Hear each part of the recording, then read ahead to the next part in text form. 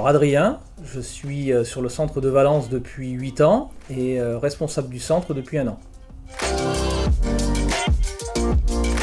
Un collaborateur ne doit pas se blesser au travail, on doit tout mettre en œuvre pour que le collaborateur soit dans les meilleures conditions pour travailler. Chaque début de mois, quand on reçoit le kit d'animation, ce que je propose, c'est de le faire autour d'un repas avec l'équipe, et puis on en discute et on l'anime. On débriefe autour pour voir si sur le risque que l'on est en train d'évoquer, est-ce que nous, à un moment ou à un autre, ça s'est produit sur notre centre ou pas. Elle s'améliore parce que justement, je leur en parle régulièrement. Je les félicite. Quand j'ai un collaborateur qui me dit je l'ai arrêté parce qu'il n'avait pas le bon outil ou quoi que ce soit, nous sommes une équipe. Aussi bien une personne partie accueil qui voit quelque chose d'anormal doit arrêter tout de suite le technicien en question, mais tout comme un autre technicien qui doit arrêter quand il y a danger, quand il y a un risque. Donc oui, c'est un travail d'équipe. Mais je suis très vigilant à mes techniciens qui sont là depuis un certain nombre d'années, parce que justement, ils sont tellement imprégnés de cette sécurité au quotidien que l'accident peut arriver plus vite que prévu. Ils maîtrisent ce qu'ils font, les gestes sont répétés chaque jour, et très souvent, l'accident arrive là. Ne pas surcharger les ateliers, parce que justement c'est à ce moment-là que l'accident peut arriver. Il faut maîtriser l'afflux entrée-atelier pour justement ne pas mettre son équipe dans le rouge. Moi sur mon centre, je suis prêt à refuser un véhicule si pour moi la sécurité de mon technicien est engagée.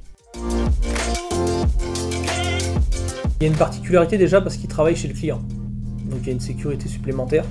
Faire attention à être vigilant sur le parc du client. Il y a quelques contraintes un peu différentes. Il est isolé, il est sur un parc, il est dans son coin. Bon, il y a le travail au sol, donc effectivement il faut qu'il redouble de vigilance sur le calage du véhicule. J'ai un technicien qui est chez nous depuis 11 ans, donc très responsable. Je fais plusieurs visites de parc avec lui. Les balisages sont faits, les EPI sont mis, il n'y a aucun souci de ce côté-là. J'ai 2 clients qui m'ont remonté que justement on était très à cheval au Euromaster avec la sécurité, parce que mon technicien a refusé chez deux clients d'intervenir parce qu'il n'avait pas suffisamment de place pour se positionner et caler le véhicule de leur client. Et le deuxième client, là où il devait intervenir pour faire le remplacement des pneus, le parking n'était pas tout à fait plein. Il y avait un peu de dénivelé et donc du coup il lui a demandé d'avoir un autre emplacement pour pouvoir travailler en sécurité. Et ça a été plutôt très bien perçu de la part de nos clients. Les clients ont trouvé une solution, ils ont déplacé des véhicules et puis ils ont déplacé notre technicien EAD et il a pu travailler en toute sécurité. On a une multitude de risques. Quand on fait le remplacement d'une batterie, par exemple, il y a des protocoles à respecter. Si on fait toucher les 2 bornes de la batterie, il peut y avoir risque d'explosion, donc après de brûlure, ou sur une climatisation. J'ai un technicien qui a surchargé la climatisation et il y a eu une explosion du condenseur de climatisation. Ses collègues qui étaient présents ce jour-là en parlent encore. Tout le monde s'en souvient. Je fais beaucoup de briefs individuels.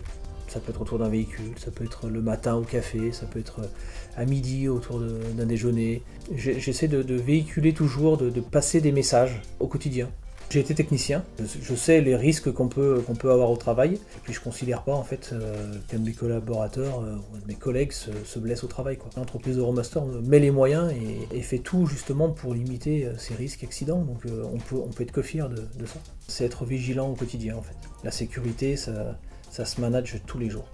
Tous les jours que je passe dans mon atelier, j'ai toujours un œil sur les cales, sur les chandelles, sur les choses, tout le temps. C'est surtout le manager qui doit bien véhiculer toutes ces consignes et être attentif aux nouveaux entrants pour justement les imprégner de cette culture sécurité qu'on a chez Euromaster.